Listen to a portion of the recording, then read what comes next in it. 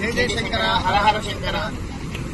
ద్వాదశ జ్యోతిర్లింగాలలో అత్యంత వైభవంగా శాస్త్రోక్తంగా రేపు ఆషాఢ శుద్ధ పౌర్ణమి నుంచి ఆషాఢ బహుళ అమావాస్య వరకు 15 రోజుల పాటుగా ఈ యొక్క ద్వాదశ జ్యోతిర్లింగ యాత్రలో భాగంగా ప్రతి జ్యోతిర్లింగంలో ఈ వేదోక్తంగా శాస్త్రోక్తంగా ఈశ్వరుడికి ప్రీతికరంగా రుద్రాభిషేకం మరియు రుద్రహోమం నిర్వహిస్తున్నాము.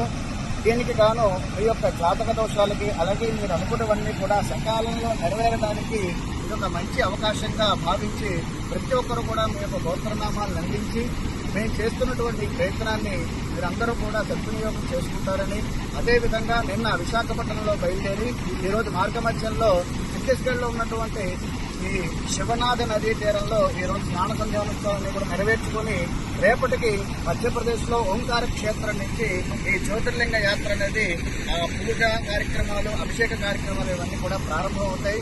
కావున ప్రతి ఒక్కరు కూడా రేపటిలోగా ఈ యొక్క గోత్రనామాలు అందించి ఈ జ్యోతిర్లింగాలన్నింటిలో రేపు ఓంకార క్షేత్రాలు అయిన తర్వాత ఉజ్జయిని మహాకాళీ క్షేత్రంలో మహాకాళేశ్వరుడు, అదేవిధంగా గుజరాత్లో సోమనాథుడు, అదేవిధంగా ఉత్తరాఖండ్లో కేదార్నాథ్, కాశీ విశ్వనాథుడు, వైద్యనాథ్ జార్ఖండ్, ఇలాగా ప్రపంచక్రమంగా ఇవన్నీ కూడా ద్వాదశ జ్యోతిర్లింగాలు ముగించుకొని ఆ తదుపరి మరలా మన ఆశ్రమానికి విశాఖపట్నం చేరుకుంటాము 15 రోజులుగా.